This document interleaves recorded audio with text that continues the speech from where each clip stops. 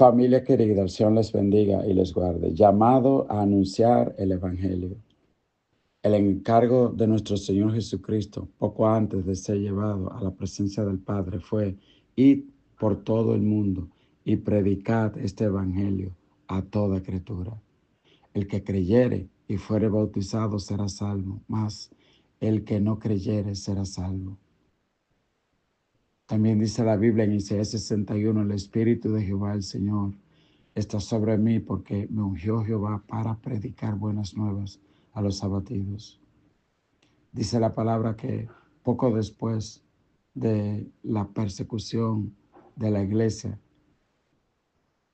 los discípulos fueron esparcidos. Toda la iglesia fue esparcida. En el libro de Hechos dice que Pablo lideró una persecución antes de ser convertido, que iba por las casas y arrastraba a los cristianos. Unos eran llevados a muertos, otros a prisiones, otros a azotes. Y vemos, por ejemplo, la historia de Esteban, que fue apedreado. Pero dice la Biblia que donde quiera que ellos iban, donde quiera que ellos llegaban, la aflicción que Satanás levantó contra ellos solo sirvió para que el evangelio se siga expandiendo, porque donde quiera que ellos iban, iban predicando. Dios, al igual que en aquellos tiempos, también permite cosas en nuestras vidas. Y en medio de ellas no debemos desaprovechar la oportunidad de alcanzar a otro por medio de la predicación de la palabra. Lo que nosotros podemos ver tal vez como una prueba o una dificultad es en realidad un motivo, una ocasión para nosotros hablar del poder y de la misericordia de Cristo a otros. He escuchado de personas que están en los hospitales y allí Dios le ha dado la oportunidad de predicarle a alguien y ver cómo almas son salvas, o en las funerarias cuando aún alguien muere por una palabra que les da a alguien, aún en la muerte de esa persona, otras personas descubren la vida. La carta de segunda de Corintios es una carta donde Pablo habla del corazón, de lo que cuesta servirle a Dios y de cómo en medio de aquellas aflicciones otras personas son salvas. Leamos en segunda de Timoteo, capítulo 1, del 1 al 18. Pablo, apóstol de Jesucristo, por la voluntad de Dios, según las promesas de la vida que es en Cristo Jesús, a Timoteo, amado hijo, gracia, misericordia y paz de Dios Padre y de Jesucristo nuestro Señor. Pablo sabía quién él era. Él dice: Pablo, apóstol de Jesucristo, por la voluntad de Dios. Aún los corintios, iglesia que levantó, había un cinismo hacia él y cuestionaban su apostolado. Cuestionaban si él en realidad era un verdadero servidor a Cristo. Los judíos los menospreciaban. Los cristianos al principio no creían en él. Y entonces él tenía un mandato del Señor de predicar la palabra. Ya sea que creyeran o no creyeran en él, Dios lo había mandado. Y él sabía que Dios lo había llamado. El verso 3 dice: doy gracias a Dios, al cual sirvo desde mis mayores, con limpia conciencia, de que sin cesar me acuerdo de ti en mis oraciones, noche y día. Qué lindo que alguien te pueda decir a ti también, o que tú puedas decirle a alguien: noche y día oro por ti. El verso 4 dice: deseando verte al acordarme de tus lágrimas para llenarme de gozo, trayendo a la memoria la fe no fingida que hay en ti, la cual habitó primero en tu abuela Loida y en tu madre Eunice, y estoy seguro de que en ti también. Muchas veces hablamos de maldiciones generacionales, porque la Biblia dice en Deuteronomio 34, Jehová, Jehová, grande en misericordia y lento para la ira, que perdonas el mal y la iniquidad, y que en ninguna manera tendrás por inocente al culpable, sino que en persona le darás el pago, que visita la maldad de los padres sobre los hijos hasta la tercera y cuarta generación. Es decir, hay maldades, hay iniquidades, hay pecados que abren puerta y abren maldiciones generacionales. La Biblia dice, el alma que pecare morirá, es decir, no porque tú hayas hecho un pecado, el hijo tuyo va a pagar ese pecado. Sin embargo, tenemos que saber que se abren puertas que traen maldición y que van a traer ataque de las tinieblas, y que luego esa persona nosotros la vamos a poner en una situación de dificultad.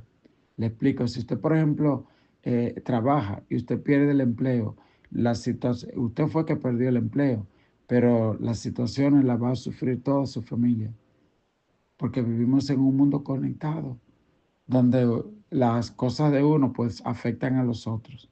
Y por eso nosotros tenemos que tener mucho cuidado. Y Pablo le dice que hubo algo, una gracia que estaba en la abuela de él y que en la abuela Loida. Y dice Pablo, y también estuvo en tu madre Eunice. Y dice, y ese don y esa bendición de Dios también está en ti. ¿Conoce usted personas así? Que la gracia que habitó en su padre o en sus abuelos también es manifestada. Yo conozco gente que son de múltiples generaciones. Hay un adorador llamado Marcos Witt, que él, desde su abuelo y su padre y su tatarabuelo, han sido cristianos, servidores. De hecho, su papá y su mamá servían en México desde pequeño. Él habla español porque desde pequeño se mudaron a México a predicar la palabra a su papá y su mamá. Y allá predicando, su papá andaba en una avioneta regando tratados y la avioneta se estrelló. Dicen que fue que le dispararon desde el suelo a la avioneta. Y así perdió la vida el papá de Marcos Witt, mientras servían a Dios en México. La mamá se regresó para Estados Unidos, pero estando en Estados Unidos, dijo, no, es que mi esposo murió porque él estaba empezando una misión y yo no voy a dejar que esa misión quede por la mitad. No voy a dejar que mi esposo haya muerto en balde. Y volvió allá a México con sus niños pequeños. Y uno de esos niños pequeños era Marcos Witt. Ella, esa mujer siguió con el ministerio. Más tarde se casó de nuevo y Marcos Witt habla de ese hombre, que fue también un hombre de Dios, su padrastro. ¿Ok? Así que todas esas experiencias marcaron a Marcos Witt y le dieron a él una canción. Y fue uno de los más grandes adoradores de ese tiempo, que marcó generaciones enteras. Siempre recuerdo el testimonio de Marcela Gándara, que un día lo vio cantar cuando ella estaba pequeña y le dijo a su papá, algún día yo quiero cantar como él. Y él lo llevó a un concierto de Marcos Witt. Y Marcos Witt le dijo, yo quiero que ores por mi hija porque ella un día quiere cantar como tú. Y Marcos Witt oró por esa niña. Muchos años después, Marcos Witt estaba en un concierto de un señor anciano y cantaba al lado de Marcela Gándara. Y Marcela le dijo, ¿tú te acuerdas una vez que oraste por una niña que un hombre te llevó? Ese era yo. Mi deseo era cantar contigo y hoy Dios me lo concedió. Hermano. Entonces, porque no se trata de nosotros, se trata del propósito de Dios. Dice, deseando verte, al acordarme de tus lágrimas para llenarme de gozo. Qué bueno cuando uno en estos caminos encuentra hombres y mujeres fieles. Pablo estaba en la cárcel, pero la palabra seguía predicándose porque él escribía cartas y tenía hombres que allá en aquellas iglesias que se habían fundado, pues ellos seguían la obra de Dios. Y Pablo los animaba y Pablo se alentaba y decía, yo recuerdo las lágrimas tuyas. ¿Qué habrá pasado? No sé, tal vez en la cárcel, tal vez en enfermedad, en azote, en dificultad, porque Pablo sufrió mucho. Cuando uno ve, por ejemplo, cómo Pablo lo describe en 2 Corintios capítulo 11, Pablo dice, soy ministro de Cristo, yo más, en trabajo más abundante, en azotes sin números. Dice, yo perdí la cuenta de cuántos latigazos he recibido. En cárceles más, en peligro de muerte muchas veces. De los judíos 5 veces he recibido 40 azotes menos uno. Es que los romanos decían que lo más que se podía castigar a un hombre eran 40 latigazos, porque 40 menos uno, porque si se daba más, el hombre podía morir. Y Pablo dice, en 5 ocasiones me dieron 39 latigazos. Si usted multiplica eso, 5 por 4, 20, menos 5, 195 latigazos romanos ese hombre recibió predicando la palabra de Dios, siendo acusado falsamente, y lo soportaba y seguía predicando. Y nosotros a veces, porque alguien dijo una cosa de nosotros, porque no me saludaron, porque no me miraron, ya yo entro en depre y ya no quiero ir a la iglesia, ya no quiero saludar al hermano. Y Pablo dice, en cárceles, peligro de muerte. De los judíos, 5 veces he recibido 40 azotes menos uno. 3 veces he sido azotado con varas. 1 vez apedreado. 3 veces he padecido naufragio. 1 noche y 1 día he estado como náufrago en alta mar. En caminos muchas veces, en peligros de ríos, peligro de ladrones, peligros de los de mi nación, peligros de los gentiles, peligros en la ciudad, peligros en el desierto, peligros en el mar, peligros entre falsos hermanos, en trabajo y fatiga, y muchos desvelos, en hambre y sed, y en muchos ayunos, y en frío, y en desnudez. Y además de esto, lo que sobre mí se agolpa cada día, la preocupación por todas las iglesias. ¿Quién enferma y yo no enfermo? ¿A quién se le hace tropezar y yo no me indigno? Si es necesario gloriarme, me gloriaré en lo que es de mi debilidad. En el Dios y Padre nuestro Señor Jesús, quien es bendito por los siglos. En Damasco, el gobernador de la provincia del rey Aretas guardaba la ciudad de los damascenos para atraparme. Y fui descolgado del muro en un canasto por una ventana y escapé de sus manos. Mire, hermano, esa es la historia del gran apóstol Pablo. Dice, y más adelante él habla de un aguijón en la carne, que muchos piensan que era una enfermedad terrible que Pablo tuvo hasta el día de su muerte. Y el verso 6 dice, luego de hablarle de ese don que él tiene, le dice a Timoteo, por lo cual te aconsejo que avives el fuego del don de Dios que está en ti por la imposición de mis manos, porque no nos ha dado Dios espíritu de cobardía, sino de poder, de amor y de dominio propio. Por tanto, no te avergüences de dar testimonio de nuestro Señor, ni de mí, preso suyo, sino participa de las aflicciones por el Evangelio, según el poder de Dios, quien nos salvó y llamó con llamamiento santo, no conforme a nuestras obras, sino según el propósito suyo y la gracia que nos fue dada en Cristo Jesús antes de los tiempos de los siglos, pero que ahora ha sido manifestada por la aparición de nuestro Salvador Jesucristo, el cual quitó la muerte y sacó a luz la vida y la inmortalidad por el Evangelio, de lo cual yo fui constituido predicador, apóstol y maestro de los gentiles, por lo cual asimismo padezco esto, pero no me avergüenzo, porque yo sé en quién he creído y estoy seguro que es poderoso para guardar mi depósito para aquel día. Amén. Muchas cartas son dirigidas a las iglesias como Efesios, Gálatas, Corinto, pero esta es dirigida a un fiel seguidor de Pablo, a alguien que él estaba preparando para ser un líder de célula, un líder de iglesia, un campeón de la fe. La historia dice que este hombre, aún luego de la partida de Pablo, siguió predicando hasta el final de su vida. Pablo lo dejó como pastor en Éfeso y dice la Biblia que sirvió allí fielmente. Y la historia dice que más tarde, ya él entrado en edad, había una procesión de la diosa Diana y él se levantó en el medio y empezó a predicarle contra la idolatría. La historia dice que lo apedrearon hasta morir. Y al igual que el apóstol Pablo estuvo dispuesto a entregar su vida allí en la ciudad de Éfeso.